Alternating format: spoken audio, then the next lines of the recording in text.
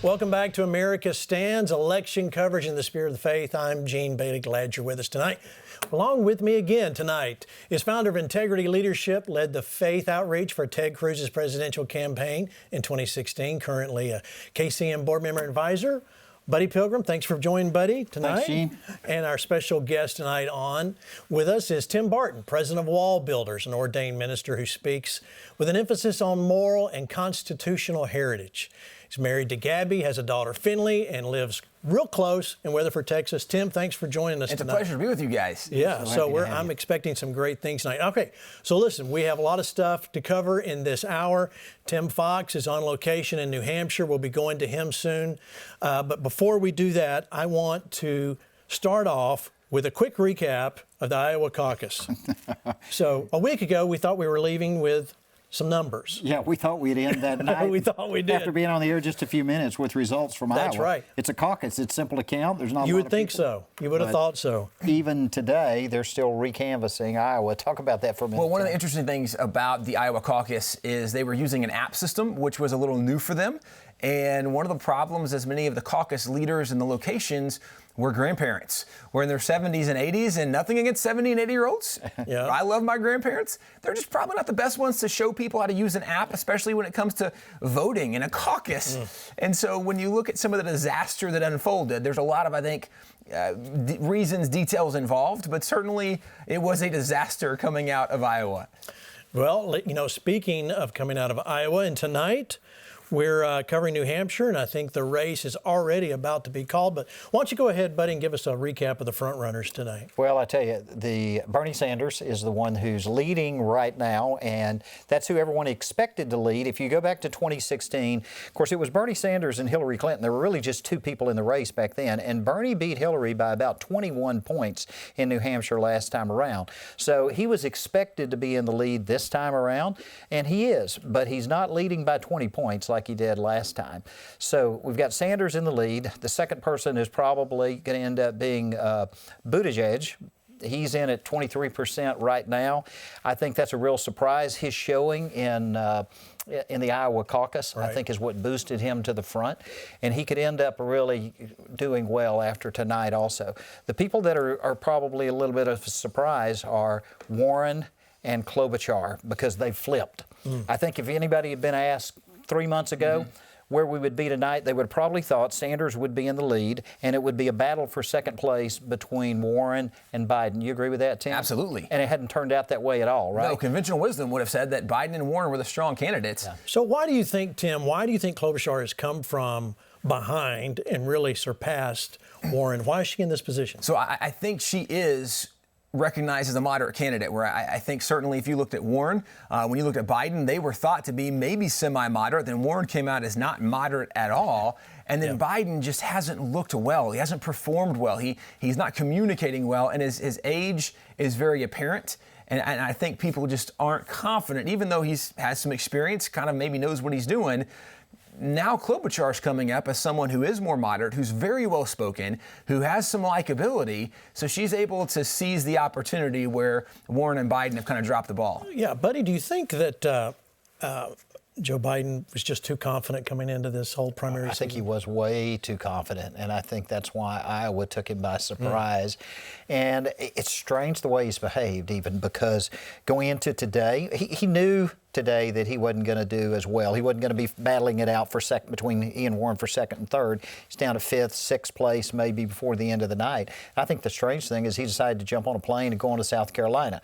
Now, he should be the lead dog in South Carolina. Everybody's expected him to win it. I suspect that his lead in South Carolina is probably already waning somewhat, but personally, I think he probably even hurt himself in New Hampshire by leaving town this afternoon, because I guarantee you there's some people that were waiting in line or heading to the polls at 5 or 6 this evening and you know, decided not to vote for him because he left. It's not only losing the voters, Tim. When an opponent does something like that, it also affects their income, what their funds raised. There's no doubt. Because nobody wants to back a loser. Right. and Biden was the smart money just a couple months ago. Yeah. And you would have thought absolutely, but now the really poor showing in Iowa, and now a really poor showing, we're coming out of New Hampshire, he won't even have any delegates representing, right? Because he won't have the 15% minimum, which is required.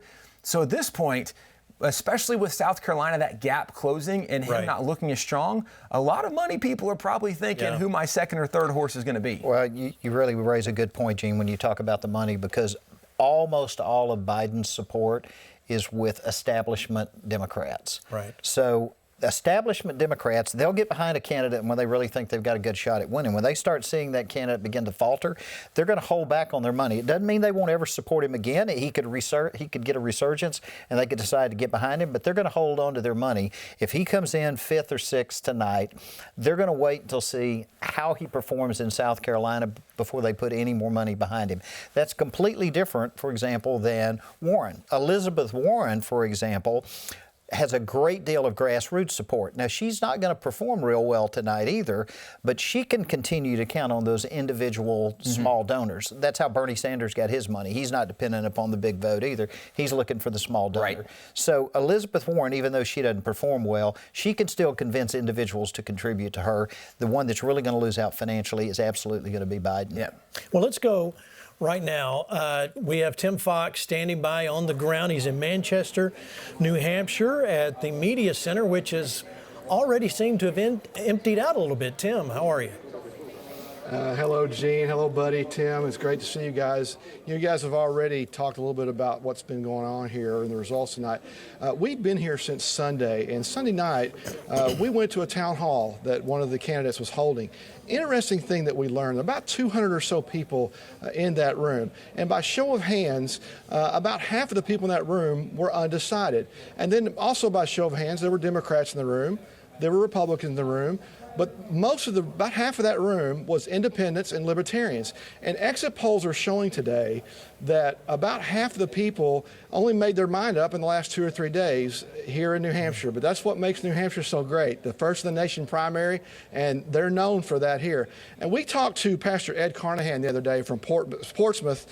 He's been plugged in here in New Hampshire for a long time in the political realm, and he talked to us a little bit about the political climate here. Here's what he had to say. In 2016, there were 700,000 votes cast in New Hampshire for president. Hillary Clinton got 350,000 of those. Donald Trump got a few thousand less. Now in New Hampshire, the political makeup is this. We're 40% Democrat, we're 30% Republican, and we're 30% undeclared. And so out of 700,000 votes, Hillary got 350,000, okay? If all 40% of the Democrats voted for her, that would mean 280,000 people voted for Hillary Clinton, plus 70,000 undeclareds to get her to that number, to get her that 350. All right. So what you want to look for to understand the political climate coming into Tuesday night, how many people actually vote in that Democratic primary? That's going to tell you how much excitement is on that side, because they were very excited, very motivated in 2016. If they don't come anywhere near that 350,000 votes in the primary, that lets you know that that there is no passion there for their candidates and what they have going on. Very interesting numbers, and of course we have a long way to go till November. One little anecdote I want to give you before I throw it back to you. Of course, we said New Hampshire is the first in the nation primary. Well, the very first of the first here in New Hampshire, a little township called Dixville Notch. Population 12. Yeah. 5 people voted in that election. 3 people wrote in for Mayor Bloomberg. Bernie Sanders got a vote, Buttigieg got a vote. And I'm happy to say, on behalf of the Democratic Party, they were able to count all those votes, Gene. Well, that's great. Hey, so Tim, answer me this. What's the atmosphere? You've been on the ground there with the other media. What's the atmosphere like in the room as all of this has been happening? Well, we're in the filing center here in the media room, and we're all just watching the returns a lot like you guys are. And I think maybe the little surprise was Klobuchar being as high as she is. But, as Buddy has said already, she's the moderate. She's one of the moderates that people like in this race. And so I think that's a little bit of a surprise. Of course, the big news earlier today, as Buddy already mentioned, is Joe Biden got on a plane and left town. before the results even started coming in. And he went to South Carolina to watch the results come in from there. So it's a little bit different. And really, as we said a moment ago, there's a long way to go between now and November. And a lot of people in the Democratic Party are concerned that this will be a long fight and long, grueling fight, and it might not do well for them in November. Right. Thanks, Tim. We'll check in with you in just a few minutes. Right now, I want to go to Tim Barton.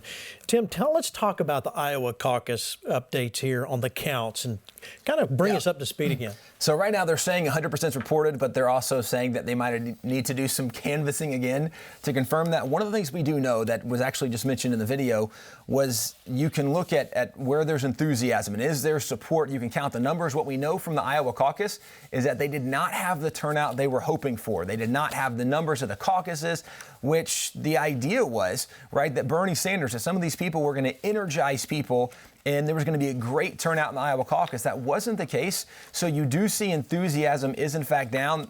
The fact that Mayor Pete did as well as he did, with him getting 26%, with Sanders getting 26%, Mayor Pete put all of his eggs in this basket to start with.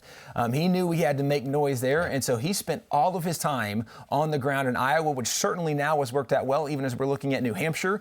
The fact that he's doing well, running second in New Hampshire, people, right, 3 months ago would not have seen this guy coming. And interesting, because he is a very unique candidate in a lot of ways, is only a 38-year-old guy, as a married homosexual male who was only mayor is his only previous political experience. So a lot of unique things about him. But certainly one of the things to take away from Iowa was there was not the enthusiasm that was expected in those caucuses. First time we've ever seen a male homosexual introduce their husband on the campaign trail. Yeah. And tout that this could be the first time, if he were to win, that he would have the first gentleman and be married to a man in the White House. And he wears that with a badge of honor. And I don't know if that'll help him or hurt him in the Democrat Party, but I guess it is clearly part of who he is. That is part of who he is.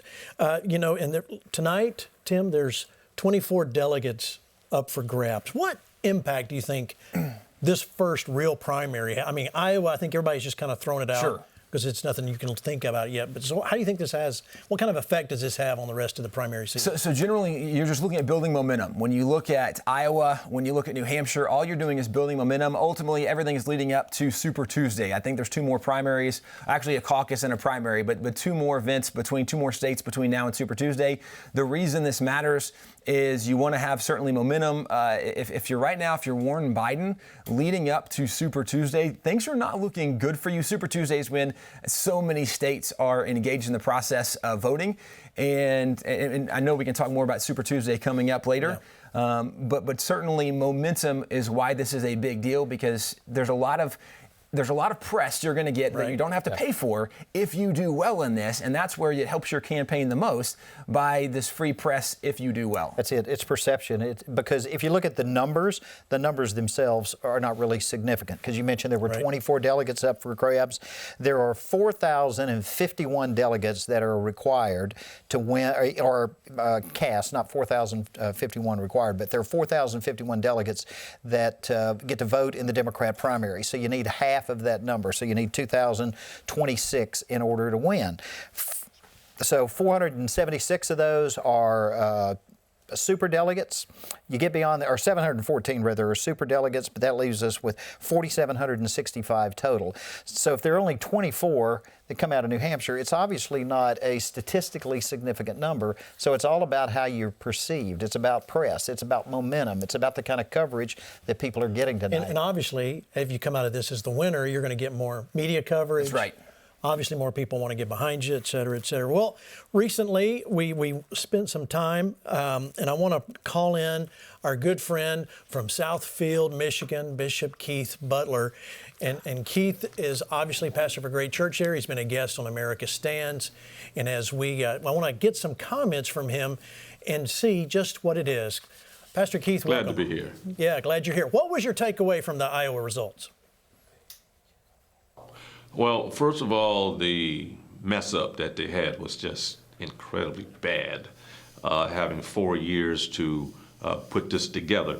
But the results, if they're accurate, and I still have a little concern about the accuracy despite what they're being said, for Pete Buttigieg to be able to be in a position to either win it or almost win it is remarkable for a small town mayor of hardly over 100,000 people, no experience, background, age, starting from nothing, to be able to be in that position from a political standpoint, is a remarkable feat. Bernie Sanders, of course, is what you would expect.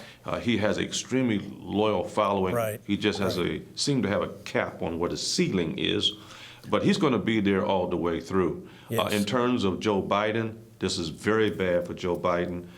He's counting on the firewall being there in South Carolina, but he may not have a firewall when he gets to South Carolina, and I think this is very telling. In terms of the president running against any of these candidates, running against Bernie Sanders, running against Pete Buttigieg, which are the two main candidates today, the president is very well positioned to run against both. You know, we often hear the phrase divided America. Will you explain to us what that means, and you believe it's a true statement?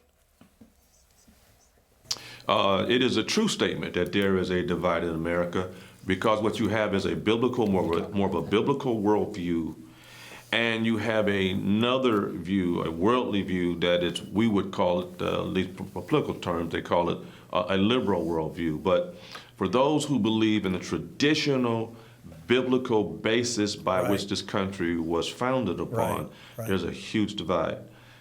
This election is probably the most important election to date in American history regarding which way this country will go for the next 20 to 30 years. There is such a divide, and it's very important time. Is there anything specific you'd like to say to our believers on the importance of their part in this election season? Every believer has a serious part in this. Every vote counts. First of all, this impacts you personally. Your vote is a seed. The word said in Genesis 8:22, as long as the earth remains, seed, time, and harvest shall not cease. That's in everything. Amen. And your vote's a seed too. What you vote, how you vote, will affect you personally in your life and those who are around you, as well as your city, your state, and your nation. You must, I'm going to say it again, you must take this wonderful opportunity to be able to determine what happens in your nation in such a time like this. You must go vote. Vote for godly principles. Find out what God's word says. Match them up to the candidates, praise God. Pray in the Spirit and allow the Holy Spirit to give you peace about what to do, and then go do it in Jesus' name. Amen. Thank you so much, Pastor Keith. Bishop, thank you for joining us. Okay, buddy, why don't you introduce our guest? Wendy Whitman, I want to welcome you today. Wendy is an attorney. She has 30 years of legal experience. She devotes her current practice to elder law, awarded the Texas Star for her invaluable assistance to the state of Texas. What an honor it is to have you here tonight, Wendy. Thank you. It's great to be here. Well, I want to ask you something as an attorney or as a lawyer. What's your perspective throughout this whole impeachment that just took place with President Trump? Well, it wasn't your garden variety courthouse drama. The investigation basically started the moment President Trump was elected. And so it's also good to keep in mind that several politicians ran on a platform of impeaching Donald Trump and no other agenda. So we've seen this from the beginning of his announcement for presidency. We've also seen that there have been three other times in the House where they've tried to impeach President Trump, and the vote did not go forth. So it's been tapered with hatred for Donald Trump and their agenda to get him out of office. From an attorney standpoint, explain what due process means. We heard that term a lot, in particular with the way he was treated in the House of Representatives, which is where they voted for impeachment, even though he was acquitted in the Senate. So talk about due process, if you would. Well, due process is a fundamental element of our law. Basically, it says that no citizen can be arbitrarily denied of life, liberty, or property without their day in court, so to speak. And here, Donald Trump, in previous impeachment hearings, there was one investigative body that would determine if there were grounds for impeachment. In this particular situation, there were 6 different investigative committees. And basically, Nancy Pelosi had the ability to determine subpoena authority alone. That's typically given to both the minority leader and the majority leader. Here, it was based upon Nancy Pelosi's approval. Didn't they deny President Trump and his team the right to call the witnesses that they wanted to call during the House portion of this proceeding? Exactly. That's a good point, Buddy. There was a special caveat in the Judiciary Committee that said that if President Trump and his team did not comply with certain requests for witnesses or evidence, then they could unilaterally say, you can't call witnesses, you can't confront anyone that we've put on our behalf as far as evidence is concerned. So a couple other questions for you. One is, do you think there will be an investigation of Biden? That's just an opinion, but I'd sure be interested in what you think about that. I think there will be. I think it's too much information that's come out at this point, and I think the people are really tired of the corruption.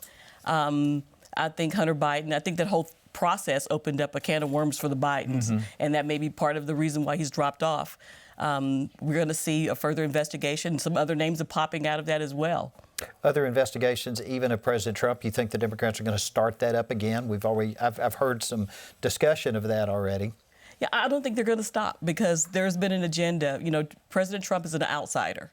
And there are people that have an agenda and they don't want him in the office. Yeah. So I think we're going to continue to see some negativity from the mainstream media, as well as giving credit to other administrations of his accomplishments, in particular for the robust economy.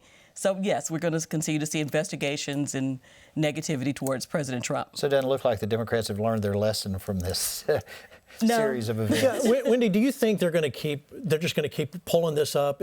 Tim, Wendy, any of you guys, do you think this whole impeachment thing has any gas left in the engine, or are we done with it? Well, I think the frustration for the president will continue to inspire, right, the motivation for this. Because as you said, there were a lot of people that said the very reason I'm running is to stop this guy. Yes. So the motivation is not that he's done something unconstitutional, right, which is why, like, even the vagueness of the fact that they didn't accuse him of any crime, right, which is kind of part of the impeachment process, that you need to find the negative. So the obstruction of Congress, the fact that there are different branches of government, the reason you have different branches is because the president doesn't serve at the will of the Congress. No. His job, and the idea that they wanted him to turn over incriminating evidence, this is part of pleading the Fifth Amendment, I'm pretty sure, is you don't have to incriminate yourself in this. And then the ability to call witnesses, as was mentioned, there's a lot of problems with what happened. But because there's such vitriol and hatred there, I think they're going to keep trying as long as possible. Now, this election might change that because it could swing power of the House, right? Power of the Senate, the president, right, remaining where it is. So this could end very quickly. But I think you're right. If Nancy Pelosi remains in power, it's probably going further. Yeah, I think so too. And I think that's one of the main issues that was in the impeachment process, that there were the 6 investigative bodies. 2 of them held public hearings, 4 of them held secret hearings. So President Trump was not allowed the ability to even know what the evidence was or even confront the witnesses. So when you go about your daily life and you're talking to either clients or you're talking to the other attorneys in your law firm or you're down at the courthouse, do you hear a lot of people that are talking about this, or are they more concerned about what's going on with the economy and what's going on with foreign policy and things like that? What do you think is most important to the voters? Well, I think the voters are really satisfied with the economy. I mean, I think a recent Gallup poll came out and said that 90% of Americans are happy with their lives. I mean, we have the lowest unemployment for blacks, Asians, Hispanics, and women in recorded history of our country. So people are pretty happy with what's going on right now. Well, I think that's right, because it seems to me, now this is highly technical analysis, but if your gas prices are low and unemployment numbers are low, it's a good thing. Absolutely. Yeah, and historically, that's within a Republican presidency.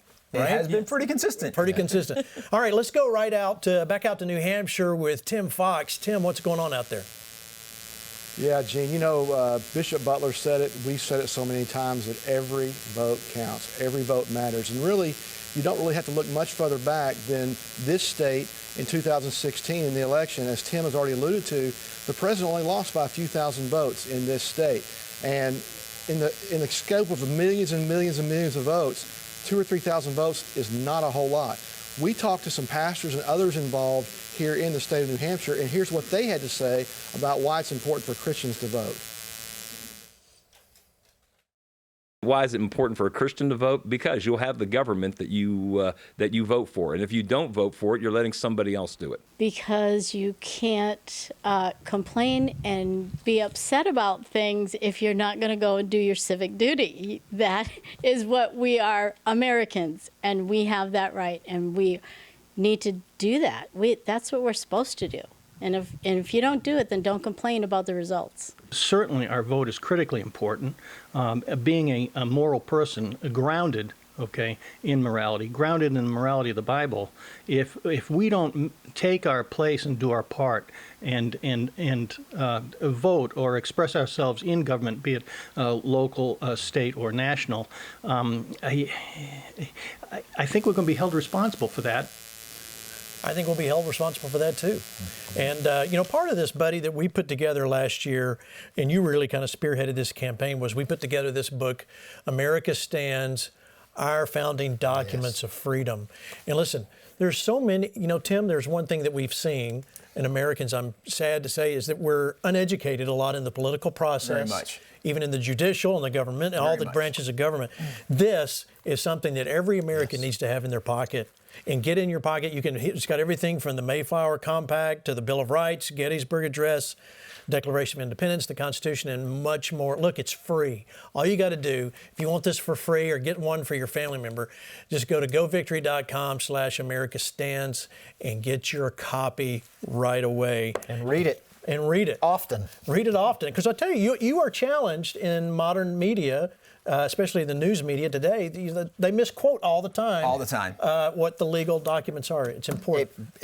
Great that you said that, because we were just talking about impeachment, and how many times during the impeachment trial did I hear a Democrat say, it doesn't require a crime to impeach a president. And actually, the Constitution does require a crime, because it specifically says you can only impeach for bribery, which is a crime, treason, which is a crime, and high crimes, which is a crime. Correct. And high misdemeanors, correct, which is a crime. Correct. That's the only four things. And even the idea of high crimes and misdemeanors, that's a reference to William Blackstone. And Blackstone pointed out that misdemeanors actually, in his explanation of the laws of England, were significant crimes. They were just a different version of a crime, but they were still, all of these are crimes. So there has to be some level, right, of criminality, of saying that, no, this isn't a subjective opinion that I don't like what the president did. We have to say, no, he was wrong, violated the law, broke the law here.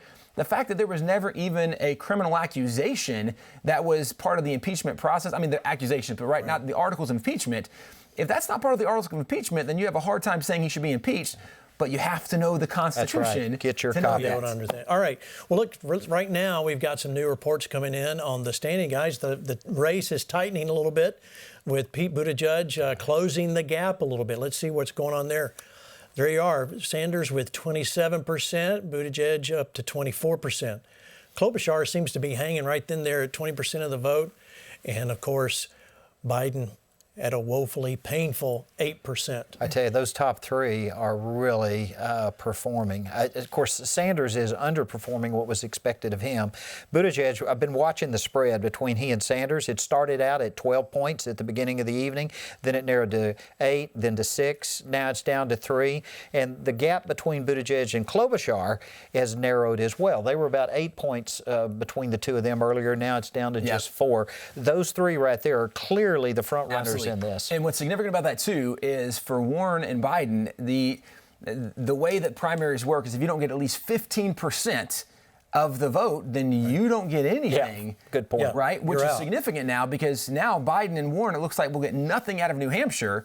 And so as we go forward, those numbers will be very important. These top three are going to be the ones that, now, granted, it's 24, they're dividing those delegates, so it's not a big number to divide 24, but it is significant that Biden and Warren will get nothing out of New Hampshire for the effort, or in Biden's case, the lack of effort he put in as he flew out early. Big momentum, big publicity. Well, we're still at 40% reporting, so we'll see. We'll continue to track that and stay with it as it goes down. All right, Jim Talbot, president of Talbot Companies, 40 years experience economics and business management, insurance, investment banking, professional sports as well, including athletic management, representation, and negotiation. Jim Talbot, thank you, sir, for joining us tonight. It's an honor to be here. Yeah, great. Jim, you believe it's vitally important that believers see the critical significance between voting the Bible and what does the voting the Bible mean to you? Excellent question. I believe that it's very important that we as voters, right, first of all, understand what the Word says about the issues. What does the Word say about Israel, for example? God says in His Word that I will bless those that bless you and curse those that curse you. In you will all nations be blessed. So we have to look at the candidates. What is their support to Israel, number one? Right. Number two, what is their issue? How do they focus on what life is? Yes. It's a very controversial topic and a lot of different definitions. However, I believe the Word of God, I think God is wise enough to know the definition of life. Yes. I believe He is. So if we look at, for example, Jeremiah 1:5, He said, before I formed you, not before I formed it, but before I formed you in your mother's womb, I knew you. Yes. That's right. So that clearly shows that God says that life begins in the womb, not when the baby is born. So according to the Word of God, if you destroy a baby in the womb, you've committed murder. Pete Buttigieg answered a question about abortion in the past week, and his answer, Jim, was, he said, you know, there's a real question about when life begins. He said, even for those people who believe in the Bible, he said there's scriptures, and I think he referred to it plural incorrectly. He said there's scriptures in the Bible that talk about life beginning with breath. Now, that's not what the Bible actually says. When it talks about breath and life, you know what it's talking about at the foundation of life itself, right? Absolutely. Because it says God breathed life into Adam. Adam, right. It doesn't talk about we only become a living human being when we breathe. Jim, I want to ask you a question. Since you were in athletic management, you understand, you were in sports, you know, there's a lot about your image. And mainstream media, and not just mainstream media, but entertainment, most of Americans focus on the wrong things. We focus on charisma and what kind of image do they have. What role do you think that's having on what's going on right now? I think it's having a huge role. But I think it's an opportunity for the enemy to deceive. Right. Because instead of focusing on image, we need to focus on results. We need to focus on what these candidates are doing, not just what they're saying. Are they backing up what they're doing based on what they say? Or are they saying one thing and doing another? Yeah. So, for example, you look at the issue of sexuality. The Bible is very clear on the fact that man with man and woman with woman is a sin. I mean, don't throw stones at me. I'm just saying this is what the Word says. It does. That's right. So, I mean, these are very sensitive issues. The enemy, this is sacred ground to him. The enemy would have us go in that direction. But the Word of God says, if my people who are called by my name will humble themselves, one, and pray, seek my face, and turn from their wicked ways, I will heal their nation. So we have an opportunity as believers to vote for and support and bring in people who support the Word of God, not based on charisma or personality, but look at what people are doing. For example, President Trump, the job rate is higher than it's ever been. Yeah. That's across all races. Yep. Black, Hispanic, Right. Asian. And that's a point, Jim, that's not really reported much on. That really, the media will report on unemployment and how the rate, but you're saying across all races and ethnic. You know, is that something? Why is that not being reported more? Why do you think that's not being reported? Because the mainstream media does not want a true godly conservative running this country. That's true. So they will do anything they can to deceive the people. So how can believers, what would you say to believers, because we've got, quite an audience here watching us live tonight. How do believers stay results oriented and not get off track into what they like and how somebody dresses and all that part? Oh, that's a great question. You got to focus on where the rubber meets the road. As a businessman, you learn to really look at results. Mm-hmm. You can't go by what people say. Right. Because in business, people are always saying a lot of things. They're saying they can do this, do that, what have you. But at the end of the day, the bottom line is based on what they do. Right. So what is President Trump doing? How is this country in a better position than it was before? He stands up to the enemy. He has courage. He stands up to criticism because he does what he believes is right. Right. And so that's the kind of person we need in office. People who have courage, people who have integrity, and people who will do what they say they will do. Well, and to that point, I think it's interesting that Bernie Sanders is doing so well because if you look at the Democrat side, he's probably the most authentic of the Democrats. He believes he's not shy about socialism. He actually stands up for what he says he believes. Now, as crazy as that might be, and a lot of it's crazy, right? He will say, I believe this, and he will defend that position. He doesn't just let his thoughts change with the whim of whatever's politically expedient, right? What now do people think is popular?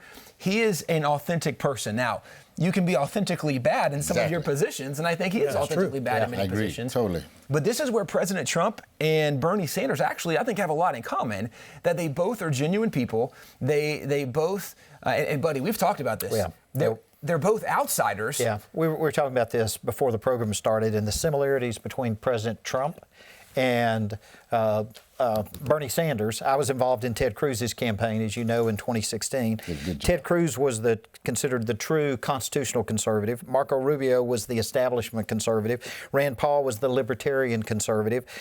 Jeb Bush was the moderate conservative. Rick Perry was the experienced conservative, having been the governor of the 12th largest economy in the country, the state of Texas. They all had these different segments of conservatism and the niche that they filled, and they just divided the vote between all of them. Trump stayed over here, and everybody's saying, he's got a ceiling of 30%. They're saying that about Bernie. He's got a ceiling of 30%. But one by one, these others got picked off, and a little bit of that support would go over to Trump. Not the majority of it, but a little bit of it. Time and time again, a little more of it to go there, and his ceiling would rise. Trump was saying hard things that was not politically correct. That's correct. That people said, you can't say that, and Trump didn't know you couldn't say that, or he didn't care that you couldn't say that. He was going to say it, and I think you see some of the same thing even with Bernie Sanders, where the media is very critical of Bernie. They've been obviously critical of Trump for years, and it has not hurt them at all. It's actually boosted them because most people recognize how dishonest so much of the media is. Trump's support was grassroots oriented. All of these other candidates that I just read the list of had less grassroots support and more in terms of some form of establishment support. Mm-hmm. And ultimately, Trump won out because of that. And I think Bernie Sanders is so similar. He's got this grassroots support. Mm-hmm. They are true believers. They know he's a true believer. Now, that means he could end up at the top of the Democrat ticket. I think it's very likely. And if he does, there's a lot of Democrats that are going to be going crazy. But they already are. Well, you're right. Well, actually, the Democrat establishment's trying to take him down right now. And that's why you see it on the news media, too. They're so hard trying to take down Sanders because they know that's not good for the party, it's not good for the country, and they recognize that, too. Well, speaking of Sanders, let's see if there's any update. Tim, there in New Hampshire, what do you have? What's the latest update? Well, Gene, Sanders is still in the lead, as you guys were saying, but I do want to add something to the discussion that you all were just having about issues. Sometimes we get lumped into, those of us that are believers, get lumped into being Trump voters. We're Trump voters. In all reality, the distinction needs to be made. We're values voters. We vote our values, and our values are that we value life. Mm-hmm. And that's one of the top issues with those of us that believe in the Bible that life matters. And as Buddy said, just a couple of weeks ago, Pete Buttigieg was asked by a pro-life Democrat, is there room in the Democratic Party for a pro-life Democrat? And he never really answered the question, which means the answer is no. And just a couple of days ago, Bernie Sanders was asked a similar question, is there such a thing as a pro-life Democrat? And he basically said, and I'm paraphrasing, you can only be pro-choice and be in the Democratic Party. That's the distinction that needs to be made. When you're voting your values, that is the difference right there. Tim, let me ask you a question. From what you've seen there, when we entered this primary season, and you guys are here as well, weigh in on this, we had conservatives, obviously, with the Republican and President Trump, but then we had everybody was way left, and they were running to extreme left, socialistic. But there seems to be a change already. Here we are in the second event where some people are trying to come back to the center. Is that the way you see it, Tim? Yeah, I agree. I agree with that. But I think what you have to keep in mind is, as you watch this thing unfold, is the fact that candidates, as they're running, make all kinds of promises. They say all kinds of things that they want you to hear, that they think you want to hear, and they make all kinds of promises. The difference is this president made a whole lot of promises, and he's delivered on a whole bunch of them. Yeah. He absolutely has. Yeah. In fact, Tim, how many judges has he appointed? It's like 187? Yeah, 187. 191 now. That number was as of a week ago. And one of the things that was very open is he was going to try to work with the Senate to get many more through. And so, Buddy, as you're mentioning, there have been several more that have come through very recently. And this is one of the reasons that someone like me, I thought, okay, I wasn't sure about Trump, but I'm going to give this guy a chance because the Supreme Court, religious liberty, Israel, life was too important. And he was at least saying there's a chance. He has been one of the best presidents constitutionally in the history of our nation. If you look at a president who has supported the Constitution, supported the values of the Constitution and policy, you have to go back at least to Calvin Coolidge to find a president who's done anything close constitutionally to what Donald Trump has done. Yeah, and Tim, to your point, I think if Bernie Sanders ends up being at the top of the ticket, even though we did this comparison a minute ago of how similar he is to Trump, grassroots support, he's the real deal, he believes in his positions. Yeah. Once he gets to the top of the ticket, I don't think the voters in America are going to buy into socialism. And he outright states that he is a Democrat, a socialist, which is still just a socialist. So I don't think he's going to carry the weight at the top of the ticket that President Trump carried. And I think ultimately Trump will end up defeating him and defeating him pretty soundly if Bernie is the leader, if he's the Democrat leader. Yeah, I think if Sanders ends up being the Democrat nominee, I think ultimately it will suppress a lot of the Democratic turnout. And not only will people not show up, I think many Democrats who are maybe Democrat for certain issues are going to look and go, okay, I don't like President Trump, but I sure don't want to be a socialist. And I know what socialism is like. Venezuela in 2000 was one of the wealthiest, most successful nations in the world. They embraced socialism. 20 years later, they're starving to death. Right. And I think people are going to go, well, I don't like President Trump, but I sure don't want to be a socialist. And if these are the only two options, I'm voting for Trump because we don't want to be socialists. That's a matter of voting your values, what Tim was talking about a minute ago. Even a lot of Christians, and certainly you shouldn't be a Christian and vote for socialism, but even a lot of people who aren't Christians aren't going to vote for socialism. There's one other person we hadn't talked about at all tonight, Gene, and that's Bloomberg. Yeah, let's Bloomberg. Hey, Tim, out there, before we leave you for the next few minutes, are you hearing anything about Mayor Bloomberg in the running? Well, on the low key, they're talking about the fact that he's got a lot of money, and it takes a lot of money to run one of these campaigns and to go the distance, and he's got the money to do it.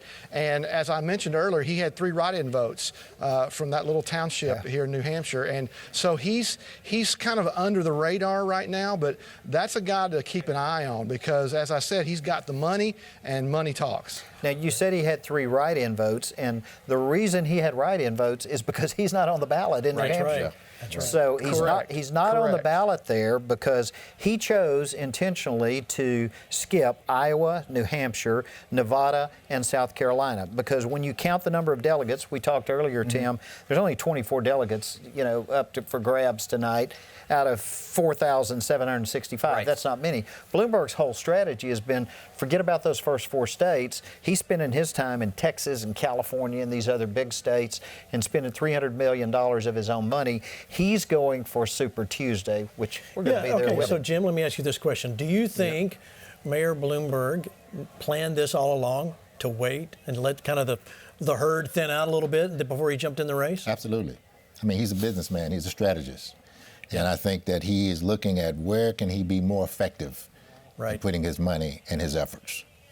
Yeah, and he spent $300 million in the first. To this point. And looking at Super Tuesday, it's significant too because since 1984, 17 of the 18 people who won out on Super Tuesday, ended up winning their primary. Yeah, So that's going to be huge because he's saying these states aren't nearly as significant, right, as would be Super Tuesday. And that's where the majority of the votes are going to be going forward. It's like 4% of the delegates are up for grabs in these first 4 states. So Bloomberg says, fine, I'll go for the other 96%. Yeah. Well, and why you waste my mentioned- energy? Yeah. And, you mentioned earlier, buddy, that it's good because you can build momentum and it's free press.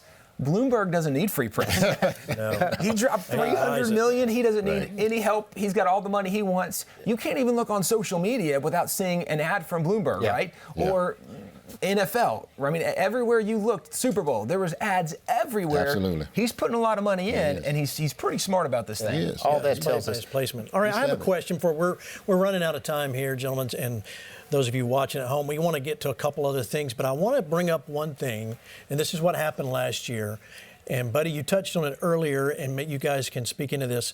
To explain for our viewers again the difference between a delegate and a super delegate. Why do we need to be concerned about a super delegate? Super delegates are the ones that are controlled by the party machine.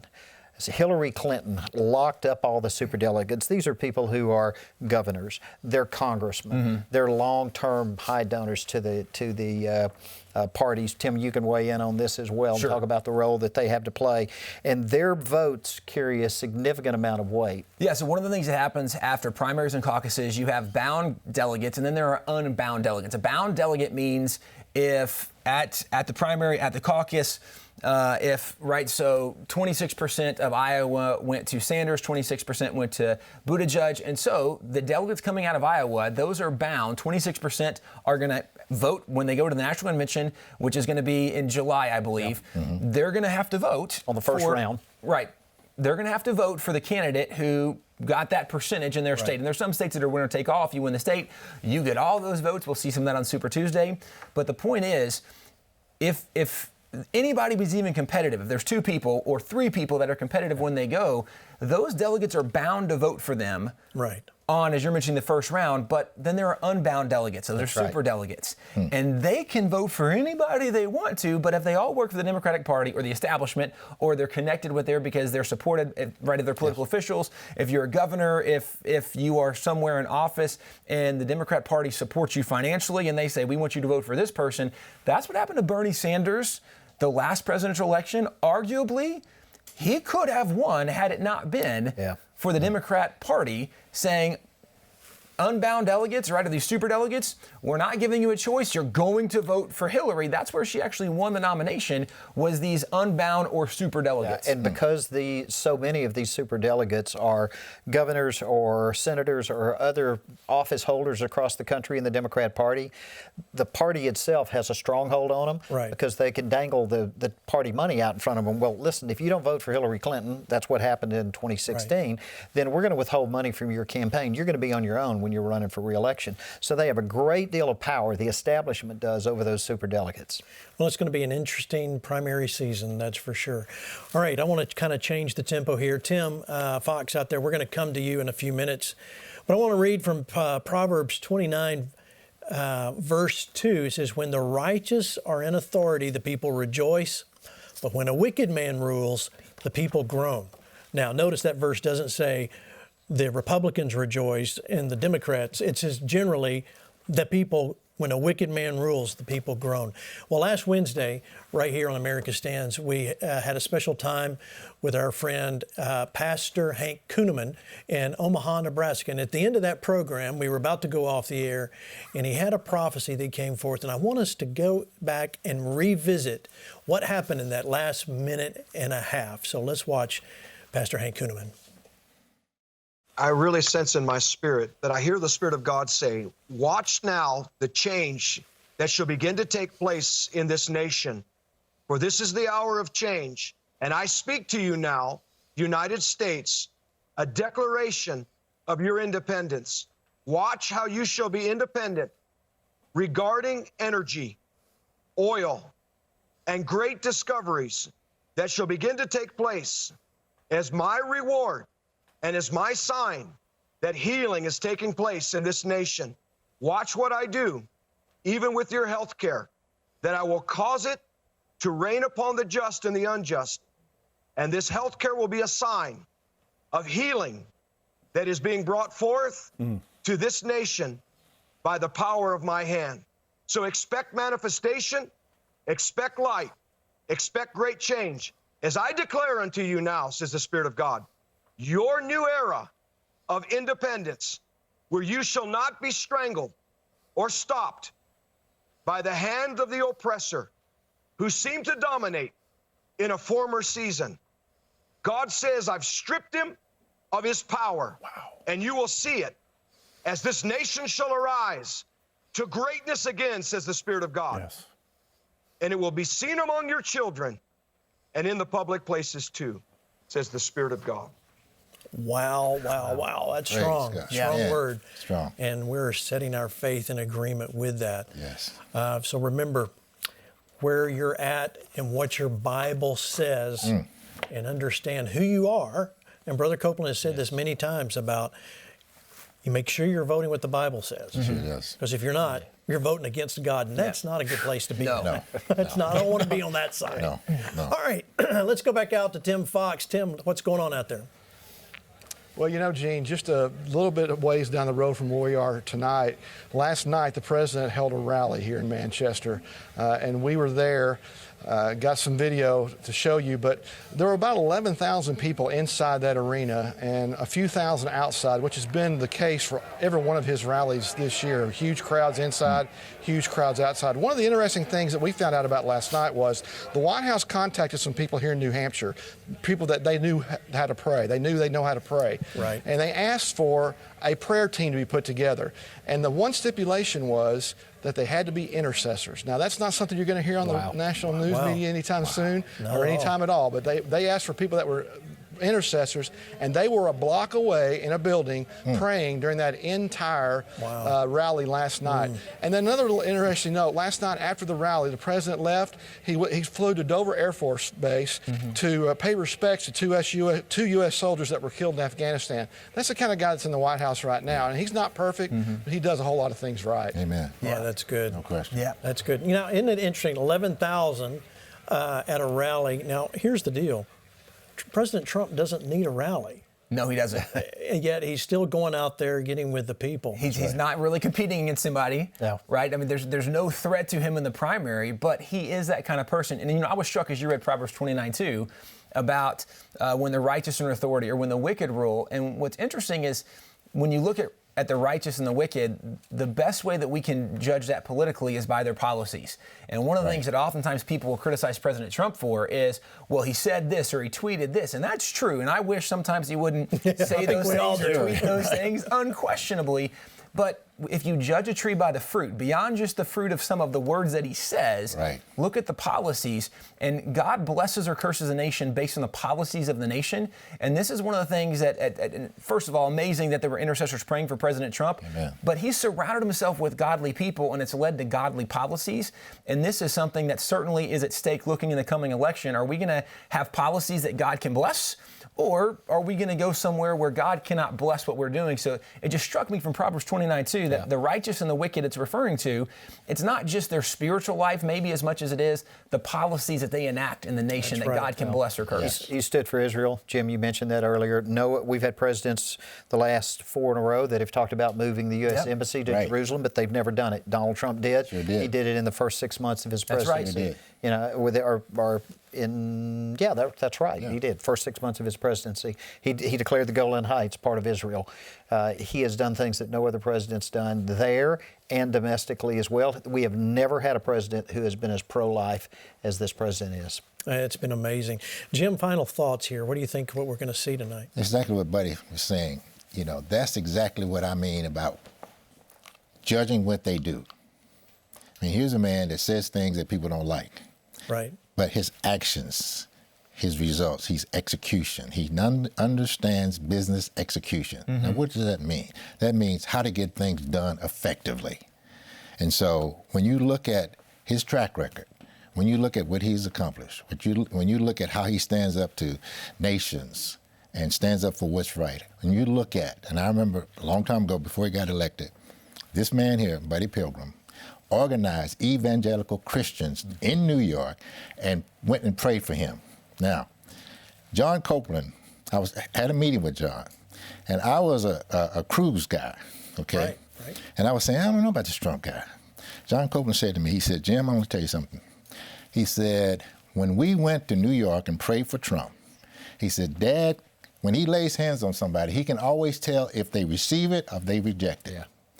He told me, he said, when Dad told me, this is John Copeland, said, when Dad told me when I laid hands on Trump, he said he received it stronger than anybody that he'd ever prayed for. Interesting. Wow. That changed my whole attitude about him. Yeah. The man is real.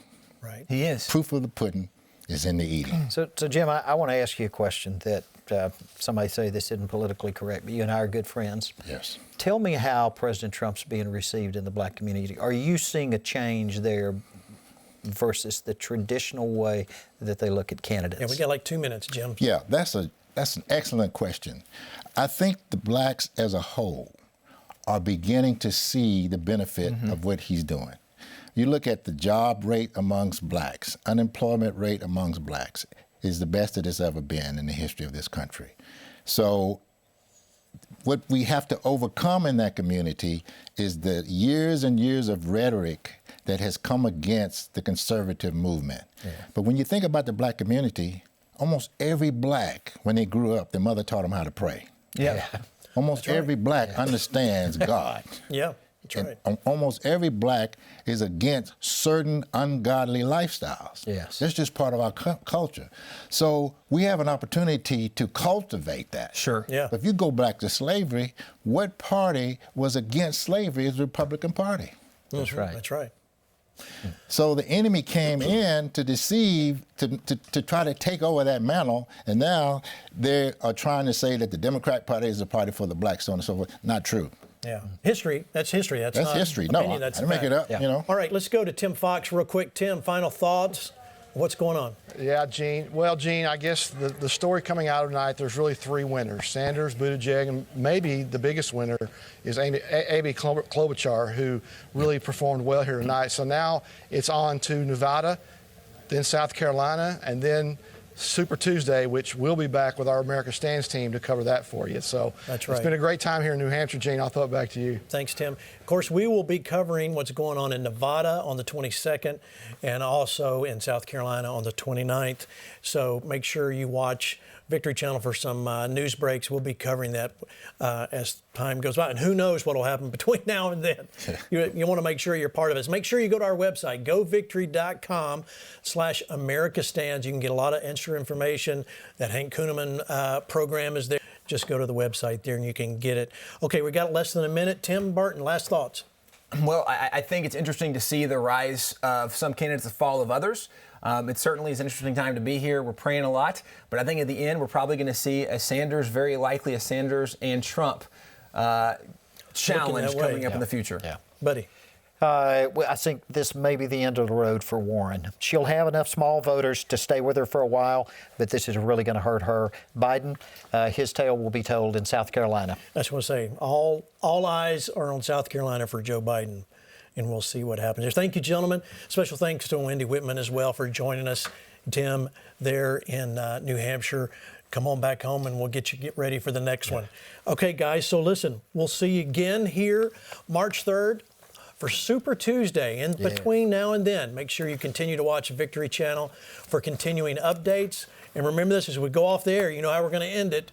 Just remember this, God loves you, we love you, and Jesus is Lord.